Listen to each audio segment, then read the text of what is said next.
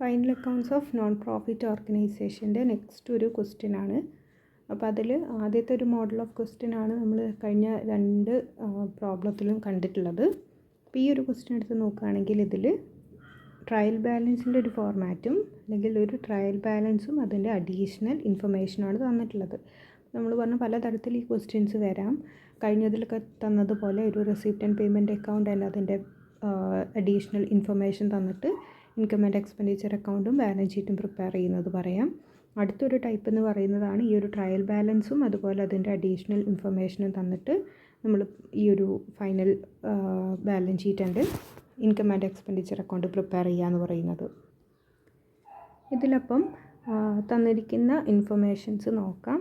From the following trial balance of Chaitanya club prepare income and expenditure account and balance sheet.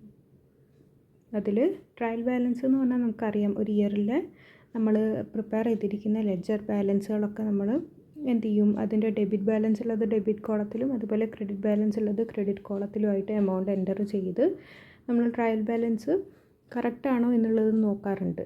അത് നമ്മൾ പ്രിപ്പറേഷനും അതിൻ്റെ purpose എന്താണെന്നൊക്കെ നമുക്ക് അറിയാവുന്ന കാര്യമാണ്. അപ്പോൾ ആ രീതിയിൽ ഒരു ഇയറത്തെ നമുക്ക് വന്നിട്ടുള്ള ലെഡ്ജർ ബാലൻസുകളൊക്കെയാണ് നമുക്ക് തന്നിട്ടുള്ളത്. പിന്നെ അതിൻ്റെ അഡീഷണൽ ഇൻഫർമേഷനും. അപ്പോൾ അതിൽ ഓരോ ഐറ്റം നമുക്ക് നോക്കാം. ആദ്യം ജനറൽ ഫണ്ടാണ്. ജനറൽ ഫണ്ട് അല്ലെങ്കിൽ ക്യാപിറ്റൽ ഫണ്ട് 30,000. ഓക്കെ, അപ്പോൾ ഈ ക്വസ്റ്റ്യനിൽ നമുക്ക് ജനറൽ ഫണ്ട് അല്ലെങ്കിൽ ക്യാപിറ്റൽ ഫണ്ട് തന്നിട്ടുള്ളത് കൊണ്ട്, അതായത് ഒരു ട്രയൽ ബാലൻസ് ആകുമ്പോൾ നമുക്കത് കിട്ടും. അങ്ങനത്തെ ക്വസ്റ്റ്യനിൽ നമ്മൾ പിന്നെയും ഓപ്പണിംഗ് ബാലൻസ് ഷീറ്റ് പ്രിപ്പയർ ചെയ്യേണ്ട ആവശ്യം വരുന്നില്ല. അതിൽ നമ്മൾ ഇൻകം ആൻഡ് എക്സ്പെൻഡിച്ചർ ആൻഡും ക്ലോസിംഗ് ബാലൻസ് ഷീറ്റും മാത്രം പ്രിപ്പയർ ചെയ്താൽ മതി. ഈ ക്യാപിറ്റൽ അക്കൗണ്ട് അല്ലെങ്കിൽ ക്യാപിറ്റൽ ഫണ്ട് അല്ലെങ്കിൽ ജനറൽ ഫണ്ട് തരാത്ത ക്വസ്റ്റ്യനിലാണ് നമ്മൾ ഓപ്പണിംഗ് ബാലൻസ് ഷീറ്റ് പ്രിപ്പയർ ചെയ്തിട്ട് ആ ഒരു ഫണ്ട് കണ്ടെത്തേണ്ടി വരിക. ഓക്കെ, അപ്പോൾ അതിൽ 30,000 തന്നിട്ടുണ്ട്. അത് നമ്മൾ ബാലൻസ് ഷീറ്റിൽ ലയബിലിറ്റി സൈഡ് കാണിക്കേണ്ട എമൗണ്ട് ആണ്.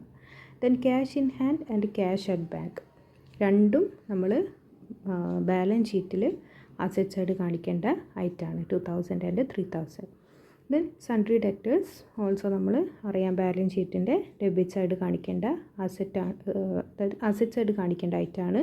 Then sundry creditors 1,500 credit balance ആണ്. അത് നമ്മൾ ബാലൻസ് ഷീറ്റിൻ്റെ ലയബിലിറ്റി സൈഡാണ് കാണിക്കേണ്ടത്. ദെൻ ലോൺ അറ്റ് 15%, അത് 20,000. ലോൺ എമൗണ്ട് എന്ന് പറയുന്നത് ടോട്ടൽ നമ്മൾ ലോൺ എടുത്തിരിക്കുന്ന നമ്മളുടെ ലയബിലിറ്റി എന്ന് പറയുന്നത് 20,000 രൂപയാണ്. അതിന് നമ്മൾ 15,000 രൂപ വെച്ചിട്ട് ഇൻട്രസ്റ്റ് അടയ്ക്കേണ്ടതുണ്ട്. ഓക്കെ, ഈ ലോൺ എടുത്തിരിക്കുന്നത് April 1 മുതൽ ആണ് നമ്മൾ ഈ ലോൺ എടുത്തിട്ടുള്ളത്. ഏതുവരെ? December 31 വരെയുള്ള ഇൻട്രസ്റ്റ് നമ്മൾ അടച്ചിട്ടുണ്ടായിരിക്കണം. അപ്പോൾ ആ ഇൻട്രസ്റ്റ് കാൽക്കുലേറ്റ് ചെയ്യുന്നതിന് വേണ്ടിയിട്ടാണ് ഈ ഒരു ലോൺ എടുത്തിരിക്കുന്ന ഡേറ്റ് നമുക്ക് തന്നിട്ടുള്ളത്. ഡേറ്റ് തരാത്ത ക്വസ്റ്റ്യനിൽ നമ്മൾ 15% വെച്ച് മൊത്തം കൊല്ലത്തേക്കുമാണ് അല്ലെങ്കിൽ ഇയർ സ്റ്റാർട്ടിങ് തന്നെയാണ് ലോൺ എടുത്തിട്ടുള്ളതെന്ന് നമുക്ക് അസ്യൂം ചെയ്യാം. ഓക്കെ, അപ്പോൾ ഇതിൽ April to December 9 മാസമായി നമ്മൾ ലോൺ എടുത്തിട്ട് അതിൻ്റെ 15% ഇപ്പോൾ നമ്മൾ ലോൺ അടയ്ക്കേണ്ടി വരും ഇൻട്രസ്റ്റ് ആയിട്ട്. Okay, then furniture and fixture 10,000, അത് അസറ്റാണ്, ബാലൻസ് ഷീറ്റിലാണ് കാണിക്കേണ്ടത്. Club house 40,000. ക്ലബ് ഹൗസ് എന്ന് പറയുന്നത് നമ്മൾ അസറ്റാണ്, റവന്യൂ എക്സ്പെൻസ് അല്ല. ക്ലബ് ഹൗസ് നമ്മൾ അസറ്റ് തന്നെയാണ്. സോ അത് ബാലൻസ് ഷീറ്റിൽ അസറ്റ് സൈഡ് കാണിക്കണം. ദെൻ സ്റ്റോക്ക് ഓഫ് സിഗർ 1/1/2024, അത് നമ്മൾ ഈ ഒരു സ്റ്റോക്ക് ഓഫ് സിഗർ എന്ന് പറയുന്നത് കൺസ്യൂമബിൾ ഐറ്റം ആണ് അല്ലെങ്കിൽ റവന്യൂ നേച്ചറുള്ള ഐറ്റം ആയതുകൊണ്ട് അത് നമ്മൾ ഇൻകം ആൻഡ് എക്സ്പെൻഡിച്ചർ അക്കൗണ്ടിലാണ് കാണിക്കേണ്ടത്, ഒരു അസറ്റ് അല്ല അത്. ഓക്കെ, ലോങ് ടേം നേച്ചർ ഉള്ളതല്ല, അതുകൊണ്ട് തന്നെ നമ്മളത് ബാലൻസ് ഷീറ്റിലല്ല ഇൻകം ആൻഡ് എക്സ്പെൻഡിച്ചർ അക്കൗണ്ടിലാണ് കാണിക്കേണ്ടത്. 500 ഓപ്പണിംഗ് സ്റ്റോക്ക് ഓഫ് സിഗർ ആണ്. ഓക്കെ, ഓപ്പണിംഗ് സ്റ്റോക്ക് നമ്മൾ കാണിക്കേണ്ടത് എവിടെയാണ്? ഡെബിറ്റ് സൈഡ് അല്ലെങ്കിൽ എക്സ്പെൻസ് സൈഡായിട്ടാണ് നമ്മൾ കാണിക്കാറുള്ളത്. ദെൻ റെൻറ്റ് റവന്യൂ നേച്ചറുള്ള എക്സ്പെൻസ് ആണ്, ഇൻകം ആൻഡ് എക്സ്പെൻഡിച്ചർ അക്കൗണ്ടിൽ ഡെബിറ്റ് ചെയ്യണം അല്ലെങ്കിൽ എക്സ്പെൻസ് ആയിട്ട് കാണിക്കണം. Rent rate and insurance also അതും റവന്യൂ നേച്ചറുള്ള ഐറ്റമാണ്. ദെൻ സെക്രട്ടറീസ് ഹോണറേറിയം, അതും നമ്മൾ ഇൻകം ആൻഡ് എക്സ്പെൻഡിച്ചർ അക്കൗണ്ടിൽ കാണിക്കേണ്ട റവന്യൂ നേച്ചറുള്ള എക്സ്പെൻസ് ആണ്. എൻട്രൻസ് ഫീസ് ഒന്നും നമ്മളോട് പറഞ്ഞിട്ടില്ല എന്നുണ്ടെങ്കിൽ നമുക്ക് റവന്യൂ നേച്ചറുള്ളതായിട്ട് തന്നെ കണക്കാക്കാം. കഴിഞ്ഞൊരു ക്വസ്റ്റ്യനിലൊക്കെ പറഞ്ഞതുപോലെ ഇത്ര % ക്യാപിറ്റലൈസ് ചെയ്യണം അല്ലെങ്കിൽ നമുക്ക് അഡ്ജസ്റ്റ്മെൻറ്റിൽ എന്താണ് പറഞ്ഞിട്ടുള്ളത് അതിൻ്റെ ബേസിൽ മാത്രം നമ്മളതിനെ ക്യാപിറ്റലൈസ് ചെയ്താൽ മതി. ഓക്കെ, ഒന്നും പറയാത്തതുകൊണ്ട് നമുക്കതിനെ എന്തായിട്ട് കാണിക്കാം? റവന്യൂ നേച്ചറുള്ള ഒരു എക്സ്പെൻസായിട്ട് അതിനെ കാണിക്കാം. Then subscription received in advance എത്രയാണ്? 1500 ആണ് ക്രെഡിറ്റ് ബാലൻസ്. നമ്മുടെ പ്രീവിയസ് ഇയറത്തെ ഒരു ലയബിലിറ്റി ആയിരിക്കും subscription received in advance. Trial ബാലൻസിനുള്ളിലാണ് നമുക്ക് ഈ ഒരു എമൗണ്ട് തന്നതെന്നുണ്ടെങ്കിൽ അത് നമ്മൾ ഇൻകം ആൻഡ് എക്സ്പെൻഡിച്ചറിൽ കാണിക്കേണ്ട. അതിൻ്റെ എഫക്റ്റ് ബാലൻസ് ഷീറ്റിൽ മാത്രമായിരിക്കും വരിക. അതായത് ഇയർ എൻഡിലത്തെ ഒരു എമൗണ്ട് ആവുന്നതുകൊണ്ട് അത് ലയബിലിറ്റി ആയിട്ട് നമുക്ക് എന്ത് ചെയ്താൽ മതി? ബാലൻസ് ഷീറ്റിൽ മാത്രം കാണിച്ചാൽ മതി. Then stewards and servants wages എന്ന് പറയുന്നത് എക്സ്പെൻസാണ്. 5800 നമ്മൾ ഡെബിറ്റ് ചെയ്യണം. അതായത് ഇൻകം ആൻഡ് എക്സ്പെൻഡിച്ചർ അക്കൗണ്ടിൽ എക്സ്പെൻസായിട്ട് കാണിക്കണം. പിന്നെ എക്സ്റ്റെൻഷൻ ഓഫ് ക്ലബ് ഹൗസ്. ഈ എക്സ്റ്റെൻഷൻ എന്ന് പറഞ്ഞാൽ പെർമനൻറ്റ് നേച്ചറിലുള്ളൊരു, അതായത് നമ്മുടെ ക്ലബ് ഹൗസിനെ പെർമനൻറ്റ് നേച്ചറിൽ നമ്മൾ മാറ്റിയെടുക്കുന്നതിന് വേണ്ടിയിട്ടാണ് എക്സ്റ്റെൻഷൻ എക്സ്പെൻസ് അല്ലെങ്കിൽ കൺസ്ട്രക്ഷൻ്റെ എക്സ്പെൻസുകൾ. ഇതൊക്കെ പെർമനൻറ്റ് നേച്ചറിലുള്ള എക്സ്പെൻസാണ്. ചിലപ്പോൾ നമ്മൾ ബിൽഡിങ്ങിന് ഒരു റൂമും കൂടെ എക്സ്ട്രാ എടുക്കുന്നതായിരിക്കാം, അല്ലെങ്കിൽ മുകളിലേക്ക് എടുക്കുന്നതായിരിക്കാം. ഈ രീതിയിലാണ് എക്സ്റ്റെൻഷൻ വർക്ക്സ് വരുന്നത്. അതുകൊണ്ട് തന്നെ അതൊരു ക്യാപിറ്റൽ നേച്ചറിലുള്ള എക്സ്പെൻസാണ്. അപ്പോൾ അത് നമ്മൾ ബാലൻസ് ഷീറ്റിൽ ഈ അസറ്റിനോട് കൂടെ ആഡ് ചെയ്യാണ് ചെയ്യേണ്ടത്. അസറ്റിൻ്റെ ക്യാപിറ്റൽ എക്സ്പെൻസുകൾ ഒരു അസറ്റ് റിലേറ്റഡ് ആയിട്ട് ഉണ്ടാവുകയാണെങ്കിൽ അത് നമ്മളുടെ ആ അസറ്റിൻ്റെ വാല്യൂവിനോട് കൂടെ എന്ത് ചെയ്യണം? ക്യാപിറ്റൽ നേച്ചർ ഉള്ളതായതുകൊണ്ട് ബാലൻസ് ഷീറ്റിൽ കാണിക്കേണ്ടതുണ്ട്. അത് നമുക്ക് ബാലൻസ് ഷീറ്റ് പ്രിപ്പയർ ചെയ്യുമ്പോൾ നോക്കാം. Next printing and stationery revenue nature ഉള്ളതാണ്. ഇൻകം ആൻഡ് എക്സ്പെൻഡിച്ചറിൽ എക്സ്പെൻസായിട്ട് കാണിക്കണം. ലോ ചാർജസ് അതും റവന്യൂ നേച്ചറുള്ള എക്സ്പെൻസാണ്. ഇനി ആനുവൽ സബ്സ്ക്രിപ്ഷൻ, ഒരു കൊല്ലം നമുക്ക് കിട്ടിയിട്ടുള്ള സബ്സ്ക്രിപ്ഷൻ 30,000 ആണ്. ഓക്കെ, ഇൻകം സൈഡിൽ കാണിക്കേണ്ട എമൗണ്ട് ആണ്. പ്ലസ് അതിന് അഡ്ജസ്റ്റ്മെൻറ്റ് ഉണ്ടെങ്കിൽ അതും കൂടെ നമ്മൾ കാണിക്കേണ്ടി വരും. Then card and billiard room receipt. Normally ആ ഒരു ബിസിനസ്സിൻ്റെ ഭാഗമായിട്ട് കിട്ടുന്ന റവന്യൂ എക്സ്പെൻസാണ്. ഇൻകം ആൻഡ് എക്സ്പെൻഡിച്ചറിൽ കാണിക്കണം 4000 ഇൻകം ആയിട്ട്. ഓക്കെ, ക്രെഡിറ്റ് ബാലൻസ് തരുന്നതൊക്കെ ഇൻകം, ഡെബിറ്റ് ബാലൻസ് തരുന്നതൊക്കെ എക്സ്പെൻസും അറിയാവുന്ന കാര്യമായിരിക്കും. Then washing of liveries and sundries 1600 debit സൈഡിലാണ് തന്നിട്ടുള്ളത്. സോ റവന്യൂ എക്സ്പെൻസാണ്. Then wine, cards and cigars sold, അതായത് കൺസ്യൂമബിൾ ഐറ്റം വിറ്റ് കിട്ടിയിട്ടുള്ള എമൗണ്ടാണ്. കൺസ്യൂമബിൾ ഐറ്റം ആയതുകൊണ്ട് തന്നെ, അതായത് ഫിക്സ്ഡ് അസറ്റ് അല്ലാത്തത് കൊണ്ട് നമ്മളത് ഇൻകം ആൻഡ് എക്സ്പെൻഡിച്ചറിൻ്റെ ഇൻകം സൈഡിലാണ് കാണിക്കേണ്ടത്. Then repair to club house and furniture. Repair എന്ന് പറഞ്ഞു കഴിഞ്ഞാൽ അതിനെ നമ്മൾ വർക്കിംഗ് കണ്ടീഷനിൽ, ഇപ്പോൾ നമ്മൾ മെഷീൻ കേടായാൽ അതിനെ റിപ്പയർ ചെയ്യും. ഇപ്പോൾ ഫേർണിച്ചറിന് എന്തെങ്കിലും ചെറിയ വർക്കുകൾ ഉണ്ടെങ്കിൽ അത് നമ്മൾ അതിനെ വർക്കിംഗ് കണ്ടീഷനിലേക്ക് ആക്കി എടുക്കുന്നതിന് വേണ്ടിയിട്ടുള്ള എക്സ്പെൻസിനാണ് റിപ്പയർ എന്ന് പറയുന്നത്. ഈ റിപ്പയർ ചാർജസ് എന്ന് പറയുന്നത് ക്യാപിറ്റലൈസ്ഡ് ആവുന്ന എക്സ്പെൻസ് അല്ല. ഓക്കെ, എക്സ്റ്റെൻഷൻ അല്ലെങ്കിൽ കൺസ്ട്രക്ഷൻ എന്ന് പറയുന്ന എക്സ്പെൻസുകളൊക്കെയാണ് ക്യാപിറ്റൽ നേച്ചറുള്ള എക്സ്പെൻസ്. അത്തരം എക്സ്പെൻസ് നമ്മൾ ആ ഒരു അസറ്റിനോട് കൂടെ ആഡ് ചെയ്യേണ്ടി വരും. റിപ്പയർ ചാർജസ് ഒക്കെ റവന്യൂ നേച്ചറുള്ള എക്സ്പെൻസ് ആയതുകൊണ്ട് അത് നമ്മൾ ഇൻകം ആൻഡ് എക്സ്പെൻഡിച്ചർ അക്കൗണ്ടിൽ ഡെബിറ്റ് ചെയ്താൽ മാത്രം മതി. ദെൻ കൺവേർഷൻ എക്സ്പെൻസ്, അതും നമ്മൾ എന്ത് തന്നെയാണ്? റവന്യൂ നേച്ചറുള്ള എക്സ്പെൻസാണ്. ഇൻകം ആൻഡ് എക്സ്പെൻഡിച്ചർ അക്കൗണ്ടിൽ കാണിക്കുക. Then wine, cards and സിഗേഴ്സ് purchased. അപ്പോൾ ഈ ഒരു വൈൻ, കാർഡ്സ്, സിഗേഴ്സ് റിലേറ്റഡ് ആയിട്ടുള്ള സെയിൽസ് പറഞ്ഞിട്ടുണ്ട്, അതിൻ്റെ പർച്ചേസ് പറഞ്ഞിട്ടുണ്ട്, ഓപ്പണിംഗ് സ്റ്റോക്ക് പറഞ്ഞിട്ടുണ്ട്. പക്ഷേ ഇതെന്തല്ല, ഫിക്സ്ഡ് അസറ്റ് അല്ല. അപ്പോൾ അതുകൊണ്ട് തന്നെ ഇതിൽ ഡിപ്രിസിയേഷനോ കാര്യങ്ങളോ ഒന്നും നമുക്ക് ഉണ്ടാവില്ല. ജസ്റ്റ് അത് ഓപ്പണിംഗ് സ്റ്റോക്കും അതുപോലെ തന്നെ അതിൻ്റെ പർച്ചേസും ഡെബിറ്റ് സൈഡ് കാണിക്കുക, ക്ലോസിംഗ് സ്റ്റോക്കും അതിൻ്റെ സെയിൽസും ക്രെഡിറ്റ് സൈഡ് കാണിക്കുക. കൺസ്യൂമബിൾ ആയിട്ട് ആവുന്ന സമയത്ത് നമ്മൾ normally trading and profit and loss ഒക്കെ എങ്ങനെയാണോ പ്രിപ്പയർ ചെയ്യുന്നത് അതിലത്തെ നമ്മൾ സ്റ്റോക്ക് എങ്ങനെയാണോ ട്രീറ്റ് ചെയ്യുന്നത് അതുപോലെ തന്നെയാണ് നമ്മൾ ഇൻകം ആൻഡ് എക്സ്പെൻഡിച്ചർ അക്കൗണ്ടിലും സ്റ്റോക്ക് ട്രീറ്റ് ചെയ്യുന്നത്. അപ്പോൾ ഓപ്പണിംഗ് സ്റ്റോക്കും പർച്ചേസസും ഡെബിറ്റ് സൈഡിലും ക്ലോസിംഗ് സ്റ്റോക്കും സെയിൽസും ക്രെഡിറ്റ് സൈഡിലുമാണ് നമ്മൾ കാണിക്കാറുള്ളത്. ഇവിടെയും നമ്മൾ ഇൻകം ആൻഡ് എക്സ്പെൻഡിച്ചർ അക്കൗണ്ടിൻ്റെ എക്സ്പെൻഡിച്ചർ സൈഡിൽ opening stock and purchases consumable items കാണിക്കുക, അതല്ലാതെ sales and closing stock income സൈഡിലും കാണിക്കുക. Okay, then interest on loan 1000. അത് നമുക്ക് നോക്കണം. ഇൻട്രസ്റ്റ് നമ്മളിപ്പോൾ അടച്ചിട്ടുള്ളത് 1000 രൂപയാണ് പേയ്മെൻറ്റ് നടത്തിയിട്ടുള്ളത്. അത്ര തന്നെയാണ് നമ്മൾ പേയ്മെൻറ്റ് നടത്തേണ്ടത് അല്ല എന്നുള്ളത് നമ്മൾ ചെക്ക് ചെയ്യേണ്ടതുണ്ട്. ഇനി അഡ്ജസ്റ്റ്മെൻറ്റിൽ പറഞ്ഞിട്ടുള്ളത് സബ്സ്ക്രിപ്ഷൻ ഫോർ 2024 ഔട്ട്സ്റ്റാൻഡിങ് 2000. ഇക്കൊല്ലം നമുക്കൊരു 2000 കൂടെ കിട്ടാനുണ്ട്. ഔട്ട്സ്റ്റാൻഡിങ് ആയതുകൊണ്ട് നമ്മൾ ആ ഒരു ഇൻകത്തിനോട് കൂടെ 2000 ആഡ് ചെയ്യണം. ഔട്ട്സ്റ്റാൻഡിങ് അറ്റ് ദി എൻഡ് ആയതുകൊണ്ട്. അതുപോലെ തന്നെ അത് ബാലൻസ് ഷീറ്റിൽ നമ്മൾ അസറ്റായിട്ടും കാണിക്കേണ്ടതുണ്ട്. Then write off depreciation at the rate of 10% per annum. ഏത് ഫേർണിച്ചർ എത്രയാണ് നമുക്ക് വാല്യൂ തന്നിട്ടുള്ളതാണ്. ആ ഫേർണിച്ചറിൻ്റെ 10,000ൻ്റെ മുകളിൽ നമ്മൾ എന്ത് ചെയ്യണം, 10% ഡിപ്രിസിയേഷൻ ചാർജ് ചെയ്യണം ബാലൻസ് ഷീറ്റിൽ. അതുപോലെ ക്ലബ് ഹൗസിൻ്റെ മുകളിൽ 2% ഡിപ്രിസിയേഷനും ചാർജ് ചെയ്യണം.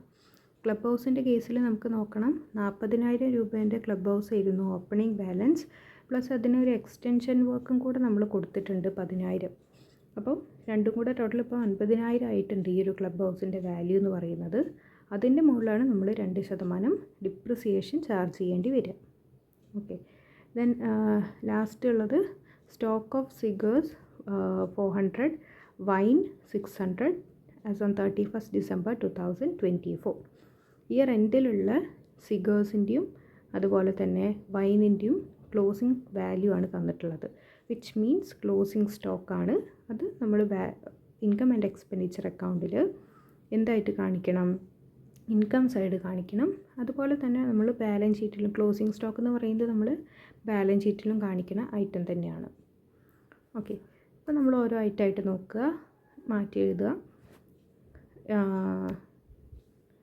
ആദ്യം നമുക്ക് ട്രയൽ ബാലൻസ് വെച്ച് പ്രിപ്പയർ ചെയ്യുമ്പോൾ നമുക്ക് income and expenditure account balance ഷീറ്റുമാണ്. ആദ്യം ഇൻകം ആൻഡ് എക്സ്പെൻഡിച്ചർ അക്കൗണ്ടിലേക്ക് വേണ്ട ഐറ്റം നോക്കുക. അപ്പോൾ ഇതൊക്കെ ലൈബിലിറ്റി അല്ലെങ്കിൽ അസറ്റ് ബാലൻസ് ഷീറ്റിലേക്കുള്ള ഐറ്റമാണ്. സ്റ്റോക്ക് ഓഫ് സിഗർ 2024 1/1, അതായത് ജനുവരി 1 ഓപ്പണിംഗ് സ്റ്റോക്കാണ്. ഓപ്പണിംഗ് സ്റ്റോക്ക് എന്ന് പറയുന്നത് 500 ആണ്. ഓപ്പണിംഗ് സ്റ്റോക്ക് നമ്മൾ കാണിക്കേണ്ടത് ഡെബിറ്റ് സൈഡാണ്. അതുപോലെ റെൻ്റ് ഉണ്ട് 600. റെൻ്റ് നമ്മൾ എക്സ്പെൻസ് തന്നെയാണ്. Rent 6,000. Then rates, tax and insurance 600. അത് അവിടെ കാണിക്കാം 600. Then secretaries honorarium 1,200. Then entrance fees, അതുപോലെ okay entrance fees 1000. Entrance fees എന്ന് പറയുന്നത് 1000 കാണിച്ചിട്ടുണ്ട്. അടുത്തത് സബ്സ്ക്രിപ്ഷൻ റിസീവ്ഡ് ഇൻ അഡ്വാൻസ് 1500 ആണ്. അത് നമ്മൾ പറഞ്ഞു ഇൻകം ആൻഡ് എക്സ്പെൻഡിച്ചറിൽ അതിൻ്റെ അഡ്ജസ്റ്റ്മെൻറ്റ് കാണിക്കേണ്ട ആവശ്യമില്ല. ട്രയൽ ബാലൻസിലും അതുപോലെ റിസീപ്റ്റ് ആൻഡ് പേയ്മെൻറ്റിലും ഒക്കെ തന്നിട്ടുള്ള എമൗണ്ടുകളാണെങ്കിൽ അത് നമ്മൾ ബാലൻസ് ഷീറ്റിൽ കാണിച്ചാൽ മതി. റിസീവ്ഡ് ഇൻ അഡ്വാൻസ് 1500 ലയബിലിറ്റി ആയിട്ട് മാത്രം നമ്മൾ കാണിച്ചാൽ മതി. കാരണം അത് നമ്മൾ ഇൻകം ആൻഡ് എക്സ്പെൻഡിച്ചറിലേക്ക് എടുക്കുന്നില്ല. ഓക്കെ. ഇനി സ്റ്റുവേർഡ്സ് സെർവൻസ് വേജസ് ആണ്. വേജസ് 5,800. അതുപോലെ എക്സ്റ്റൻഷൻ ഓഫ് ക്ലബ് ഹൗസ് അത് നമ്മൾ പറഞ്ഞു ക്യാപിറ്റൽ നേച്ചറുള്ള എക്സ്പെൻസ് ആയതുകൊണ്ട് ഇൻകം ആൻഡ് എക്സ്പെൻഡിച്ചറിലല്ല നമ്മൾ കാണിക്കേണ്ടത്.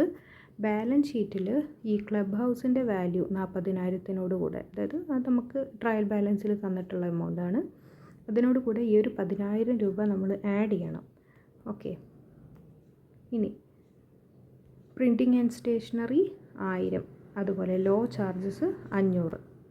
ഇത് രണ്ടും printing and stationery and law charges കാണിക്കുന്നുണ്ട്. ദെൻ ആനുവൽ സബ്സ്ക്രിപ്ഷൻ 30,000 രൂപയാണ്. ഇൻകമാണ് ആനുവൽ സബ്സ്ക്രിപ്ഷൻ 30,000. അതിനോടുകൂടെ ഔട്ട്സ്റ്റാൻഡിങ് ആയിട്ടുള്ള ഈ 2000 ഈ കൊല്ലം എൻഡിലുള്ളതാണ് 2000. അത് നമ്മളിവിടെ കാണിക്കുന്നുണ്ട്. അതേ എമൗണ്ട് തന്നെ നമ്മൾ കിട്ടാനുള്ള സബ്സ്ക്രിപ്ഷൻ ആയതുകൊണ്ട് ബാലൻസ് ഷീറ്റിൽ അസറ്റായിട്ട് നമ്മൾ കാണിക്കുന്നുണ്ട്. Okay. Then card and billiard room receipt 4,000 അത് റവന്യൂ നേച്ചറുള്ള ഐറ്റം ആയതുകൊണ്ട് നമ്മൾ എന്ത് ചെയ്യുന്നു, ഇൻകം ആൻഡ് എക്സ്പെൻഡിച്ചർ അക്കൗണ്ടിലാണ് കാണിക്കേണ്ടത്. Okay. 4,000. Then washing of liveries and sundries expense ആണ് ഡെബിറ്റ് ബാലൻസ് 1600 രൂപ ഡെബിറ്റ് ബാലൻസ്.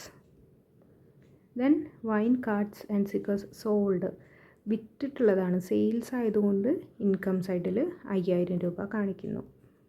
ഇനി wine cards repairs to club house and furniture expense revenue നേച്ചറുള്ളതായതുകൊണ്ട് നമ്മൾ അതിനെ എക്സ്പെൻസ് സൈഡിൽ ഇൻകം ആൻഡ് എക്സ്പെൻഡിച്ചർ അക്കൗണ്ടിൽ കാണിക്കുന്നുണ്ട്. ദെൻ കൺവേർഷൻ എക്സ്പെൻസ് 1000 രൂപ, അതും നമ്മളിവിടെ ഇൻകം ആൻഡ് എക്സ്പെൻഡിച്ചറിലാണ് കാണിക്കേണ്ടത്. And wine cards and സിഗേഴ്സ് purchased 4000, അത് പർച്ചേസസ് ഓഫ് കൺസ്യൂമബിൾ സ്റ്റോഴ്സ് ആയതുകൊണ്ട് നമ്മൾ എക്സ്പെൻസ് സൈഡിൽ കാണിക്കുന്നുണ്ട്. Then interest on loan 1000. ഈ ഇൻട്രസ്റ്റ് ഓൺ ലോൺ എന്ന് പറയുന്നത് നമുക്ക് അടയ്ക്കേണ്ട എമൗണ്ട് ആണ് 2000 എന്ന് പറയുന്നത്.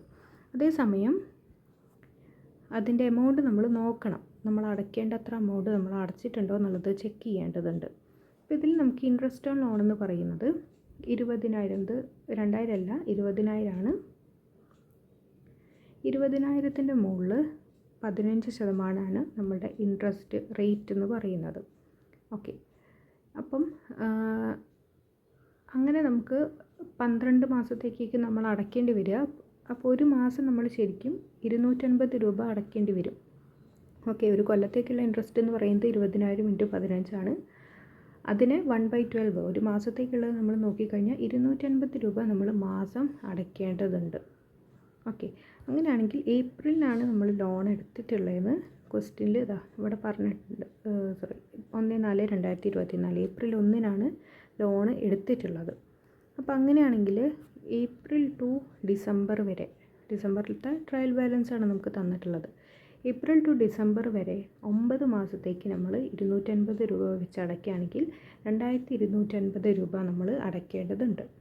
പക്ഷേ ട്രയൽ ബാലൻസിൽ പറഞ്ഞിട്ടുള്ളത് ഇൻട്രസ്റ്റ് ലോണായിട്ട് അടച്ചിട്ടുള്ളത് 1000 രൂപ മാത്രമാണ്. അപ്പം ബാലൻസ് 1250 എന്ന് പറയുന്നത്, ഇത് 2500 അല്ല 2250 ആണ് നമ്മൾ ടോട്ടൽ അടച്ചിട്ടുള്ളത്. അതിൽ 1000 രൂപ അടയ്ക്കേണ്ടത്, അതിൽ 1000 രൂപ മാത്രം അടച്ചു കഴിഞ്ഞാൽ ബാലൻസ് 1250 എന്ന് പറയുന്നത് ഔട്ട്സ്റ്റാൻഡിങ് ഇൻട്രസ്റ്റ് ഓൺ ലോൺ ആയിരിക്കും. ഓക്കെ, അപ്പോൾ ഈ രീതിയിൽ ഔട്ട്സ്റ്റാൻഡിങ് തരാത്ത ക്വസ്റ്റ്യൻസിൽ നമ്മൾ ചെക്ക് ചെയ്യേണ്ടി വരും. എല്ലാ ക്വസ്റ്റ്യനിലും നമുക്ക് ഔട്ട്സ്റ്റാൻഡിങ് ഡയറക്റ്റായിട്ട് തരണമെന്നില്ല. അപ്പോൾ നമ്മളൊന്ന് നോക്കുക, ഈ നമ്മൾ ലോൺ എടുത്തിരിക്കുന്ന എമൗണ്ടും റേറ്റും ഒക്കെ തരുന്ന ഒരു ക്വസ്റ്റ്യൻ ആണെങ്കിൽ നമ്മളതിൽ അടയ്ക്കേണ്ട ഇൻട്രസ്റ്റിൻ്റെ എമൗണ്ട് കാൽക്കുലേറ്റ് ചെയ്യേണ്ടി വരും. അത് ഈ രീതിയിൽ മന്ത്ലി ഇത്ര എമൗണ്ട് ആണെങ്കിൽ എത്ര മന്തിലേക്ക് നമ്മൾ ലോൺ എടുത്തിട്ടുണ്ടോ അത്രയും നമ്മൾ അടച്ചിട്ടുണ്ടോ എന്നുള്ളത് ചെക്ക് ചെയ്യണം. അപ്പോൾ ഈ രീതിയിൽ 9 മാസത്തേക്ക് 2250 അടയ്ക്കണം. പക്ഷേ അടച്ചിരിക്കുന്നത് 1000 രൂപ മാത്രമാണ് എന്ന് പറയുകയാണെങ്കിൽ 1250 രൂപ നമ്മൾ ഇനിയും അടയ്ക്കേണ്ട ലയബിലിറ്റിയാണ്, അല്ലെങ്കിൽ ഔട്ട്സ്റ്റാൻഡിങ് എമൗണ്ട് ആണ്. ഈ ഔട്ട്സ്റ്റാൻഡിങ് എമൗണ്ട് നമ്മൾ ഇൻട്രസ്റ്റ് ഓൺ ലോണിനോട് കൂടെ ആഡ് ചെയ്യണം 1250. അങ്ങനെയാണെങ്കിൽ 2250 ആണ് നമ്മളുടെ ആ ഒരു ഇയർത്തെ ഇൻട്രസ്റ്റ് പേയ്മെൻ്റായിട്ട് വരേണ്ടിയിരുന്നത്. ഓക്കെ, ഇത്രയാണ് ട്രയൽ ബാലൻസിൽ തന്നിരിക്കുന്ന ഐറ്റം എന്ന് പറയുന്നത്. പിന്നെ നമുക്ക് അഡ്ജസ്റ്റ്മെൻറ്റിൽ പറഞ്ഞിട്ടുള്ളത് ഡിപ്രിസിയേഷൻ്റെ കേസാണ്.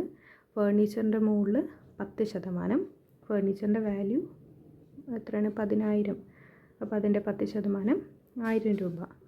ഇനി ക്ലബ് ഹൗസ് എന്ന് പറയുന്നത് 40,000 പ്ലസ് എക്സ്റ്റൻഷൻ നമ്മൾ നടത്തിയിട്ടുണ്ട്, എത്ര 10,000 രൂപയ്ക്ക്. സോ ടോട്ടൽ 50,000 രൂപയാണ് ക്ലബ് ഹൗസിൻ്റെ വാല്യൂ. അതിൻ്റെ മുകളിൽ 2%, അതും 1000 രൂപയാണ്. ഓക്കെ, ഇത്രയും നമ്മൾ ചെയ്തിട്ട് നേരത്തെ ചെയ്തതുപോലെ തന്നെ ബാലൻസ് ചെയ്യുമ്പോൾ നമുക്ക് സർപ്ലസ് 14,150 കിട്ടും. ഇനി ബാലൻസ് ഷീറ്റ് പ്രിപ്പയർ ചെയ്യുമ്പം ജനറൽ ഫണ്ട് ഓൾറെഡി ട്രയൽ ബാലൻസിൽ തന്നിട്ടുണ്ട്, അതുകൊണ്ട് നമ്മൾ വീണ്ടും അത് കണ്ടെത്തിയിട്ടില്ല. ആ 30,000 കൂടെ ഇപ്പം കിട്ടിയിട്ടുള്ള സർപ്ലസ് ആഡ് ചെയ്യുക. ദെൻ ക്യാപിറ്റലൈസ് ചെയ്തിട്ടുള്ള എക്സ്പെൻസുകളൊന്നുമില്ല, ഉണ്ടെങ്കിൽ അതും കൂടെ നമ്മൾ ഇതിനോട് കൂടെ ആഡ് ചെയ്യണമായിരുന്നു. അതില്ലാത്തതുകൊണ്ട് ഡയറക്റ്റായിട്ട് നമ്മൾ ഈ ഒരു എമൗണ്ട് എടുത്ത് എഴുതുന്നു.